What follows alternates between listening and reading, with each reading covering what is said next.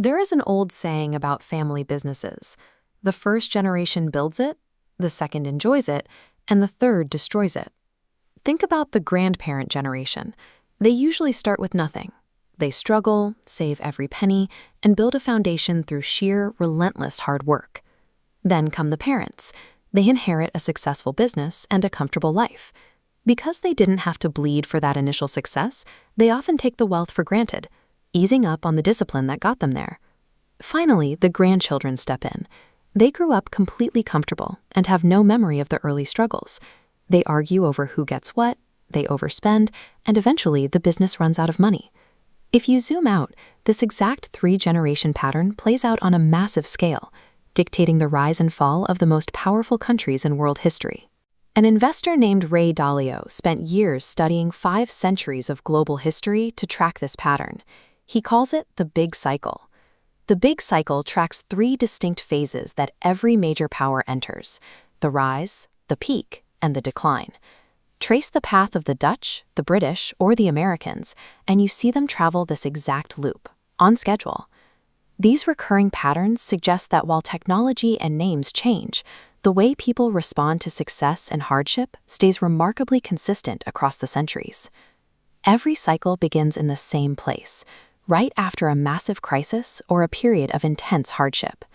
The people who survive those dark periods have no choice but to pull together.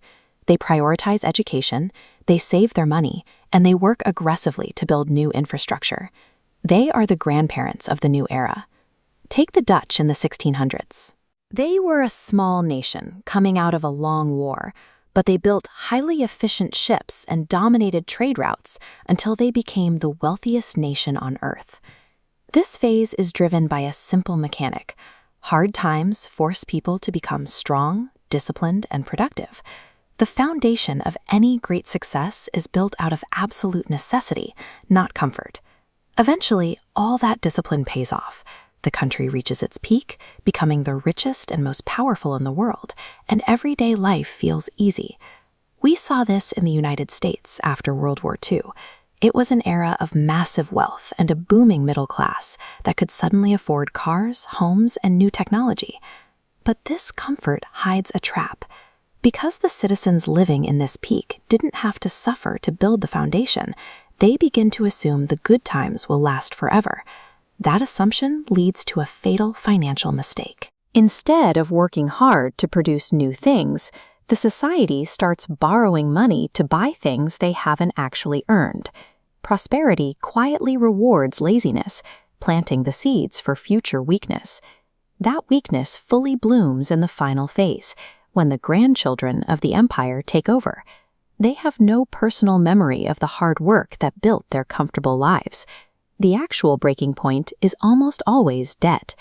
Eventually, the country simply cannot pay back the money it borrowed to maintain its lifestyle. This chart shows what happens next.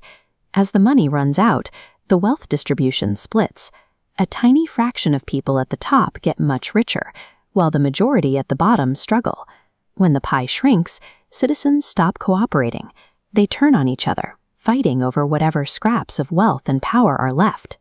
This completes the cycle. The very hardships created by the grandchildren eventually force the next generation to become strong enough to survive them.